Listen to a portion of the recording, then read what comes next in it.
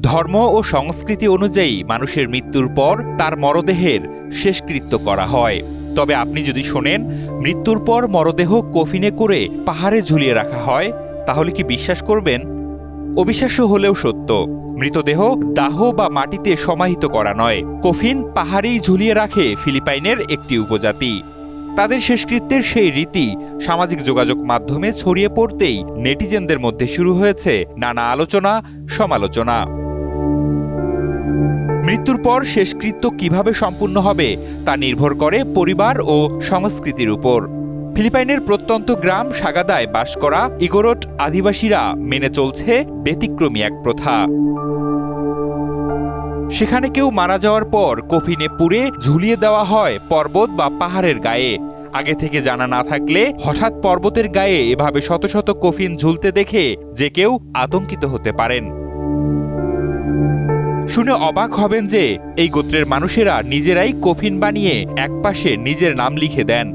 অবশ্য কেউ মারা যাওয়ার পর কফিনে পুড়ে ঝুলিয়ে দেওয়ার আগে কিছু আচার পালন করা হয়। প্রথমে মৃতদেহ কাঠের একটি ডেথ চেয়ারে বসিয়ে গাছের লতা পাতা দিয়ে বাঁধা হয়। এরপর মৃতদেহটিকে ঢেকে দেওয়া হয় একটি চাদর দিয়ে। পরের কয়েকদিন আত্মীয় স্বজনেরা শ্রদ্ধা জানান। স্থানীয় বাসিন্দারা জানান, একজন মানুষ মায়ের গর্ভে যেমন ছিলেন সেভাবেই তাকে সমাধিস্থ করা হয়। তবে পরিবারের সদস্যরা মৃতদেহটিকে কফিনে ঢোকার সময় ভ্রূণের মতো তার হাড়গোড় ভেঙে ফেলেন। ইগোরোটদের বিশ্বাস, এ ধরনের ঝুলন্ত গোরস্থান তৈরি করায় সদ্য মৃতদের আত্মা পূর্বপুরুষদের আত্মার আরও কাছাকাছি পৌঁছে যেতে পারে। আরেকটি কারণও আছে, ইগোরোটদের ধারণা আকাশের যত কাছাকাছি থাকবে মৃতরা, পরের জীবনে তাদের আত্মার অবস্থার তত উন্নতি হবে।